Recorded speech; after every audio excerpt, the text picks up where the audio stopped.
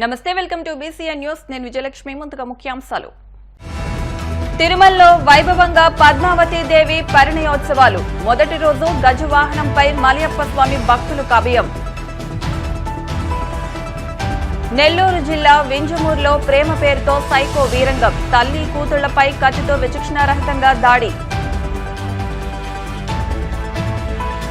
విజయవాడలో ఎడతెరిపిలేని వర్షం వరద నీటితో పొంగి పొర్లిన డ్రైనేజీలు రోడ్లు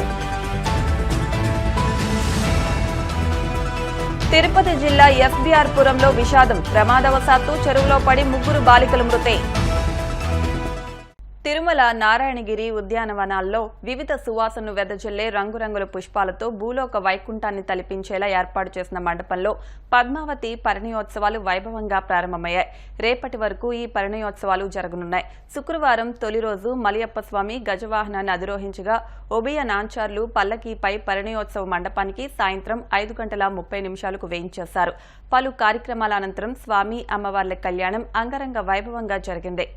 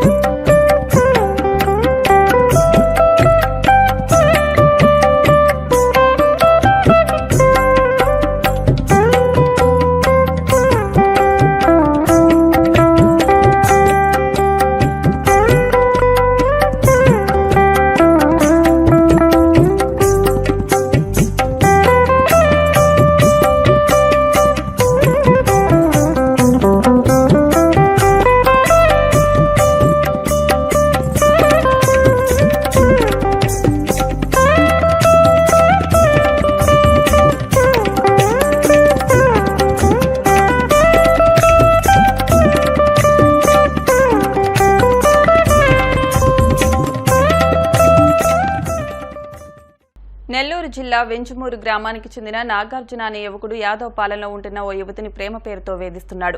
ఇదే సమయంలో ఆ యువతికి వేరే సంబంధాలు చూస్తుండటంతో తీవ్రంగా ఆగ్రహించిన నాగార్జున ఆ యువతి ఇంటికి వెళ్లి ఆమెపై కత్తితో దాడి చేశాడు. కుమార్తెపై జరుగుతున్న దాడిని గమనించిన తల్లి తన కుమార్తెను కాపాడేందుకు ప్రయత్నించింది.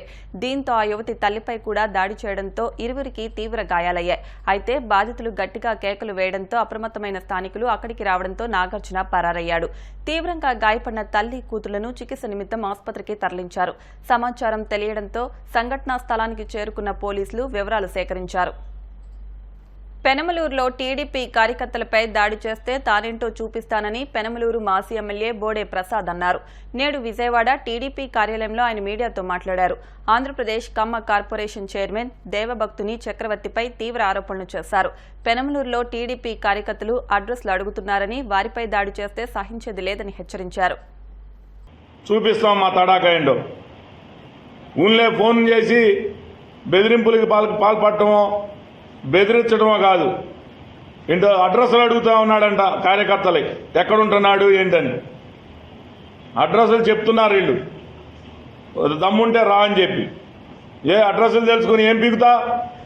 నీకు రేపు 4వ తారీఖు కార్పొరేషన్ చైర్మన్ కూడా పీకేస్తారు. ఒంటిలో మదం ఉండటం కాదు, బుర్రలో ఆలోచన ఉండాలా, సంస్కారం ఉండాలా. నువ్వే పార్టీకి పనిచేసా? మొన్నటిదాకా సారథి గారు వైసీపీలో ఉన్నప్పుడు ఏ పార్టీకి పనిచేసా? ఆ పార్టీలో ఉండి కులం ఇవ్వాలా? నువ్వే కులానికి చైర్మన్వి? కులాల గురించి ఎందుకు అసలుకి? ఎవరు మంచి చేస్తే వాళ్ళు అంటుంటారు కార్యకర్తలు, ఎవరు మంచి చేస్తే వాళ్ళు అంటుంటారు ప్రజలు.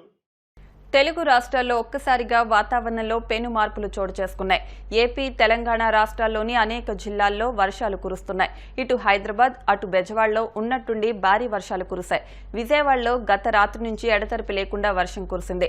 దీంతో రోడ్డుపై పెద్ద ఎత్తున వర్షపు నీరు చేరుకోవడంతో డ్రైనేజీలు పొంగిపొర్లుతున్నాయి. దీంతో వాహనదారులు తీవ్ర ఇబ్బందులు ఎదుర్కొంటున్నారు. వర్షాల కారణంగా పలు ప్రాంతాల్లో విద్యుత్కు అంతరాయం ఏర్పడింది. రాత్రి నుంచి కరెంటు లేకపోవడంతో ప్రజలు ఇక్కట్లకు గురయ్యారు. ఇదిలా ఉంటే మరోవైపు నైరుతి రుతుపవనాలు ఈ నెల 19 నాటికి అండమాన్ దీవులకు వస్తాయని వాతావరణ శాఖ తెలిపింది.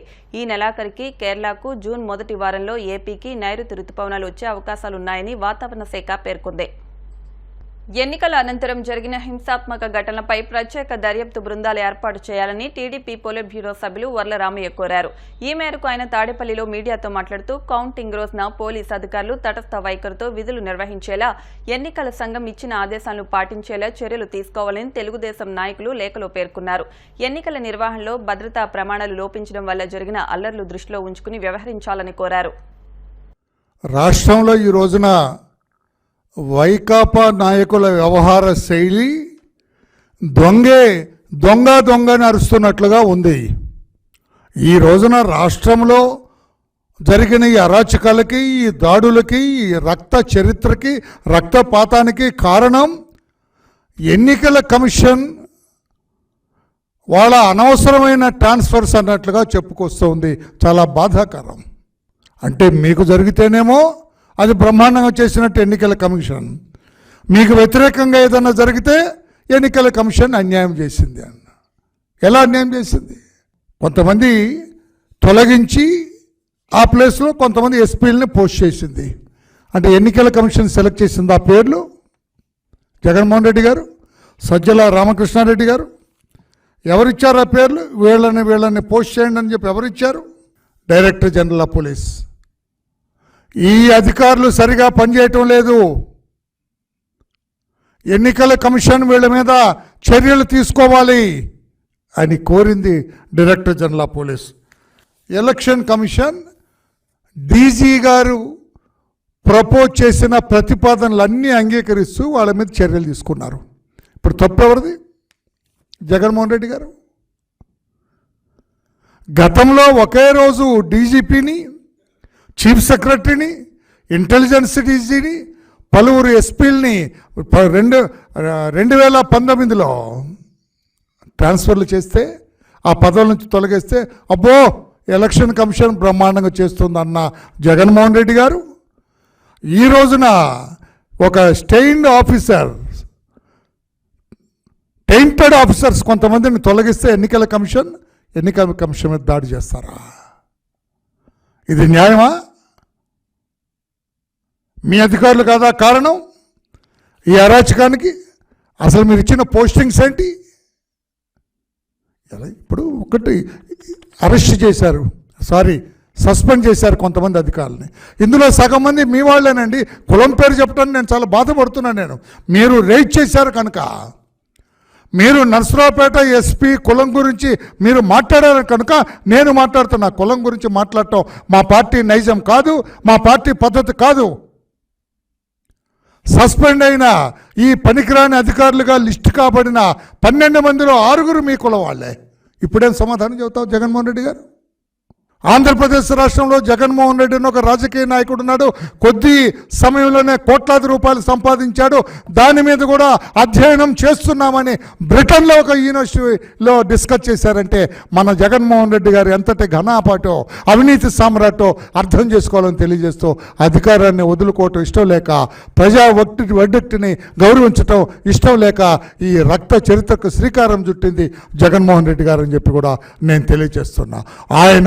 ఆయన తాతగారి అంశతో పునికి పుట్టుకొని పుట్టిన మనిషి ఎంతమంది నరమేధం చేసైనా అధికారాన్ని నిలబెట్టుకోవటం కోసం సాగించిన దాంట్లో భాగమే మాచర్ల అల్లర్లు, నర్సరావుపేట అల్లర్లు, అనంతపురం జిల్లాలో అల్లర్లు, తాడిపత్రుల అల్లర్లు, చంద్రగిరిలో అల్లర్లు అని చెప్పి కూడా తెలియజేస్తూ నేను విజ్ఞప్తి చేస్తున్నా. ఇప్పుడు సిట్కి కూడా నేను విజ్ఞప్తి చేస్తున్నా. సిట్ అధికారులకు కూడా నేను విజ్ఞప్తి చేస్తున్నా. మీరందరూ నిర్భయంగా దర్యాప్తు చేయాలా. ఇప్పుడు కాసేపు ప్రకటనలు.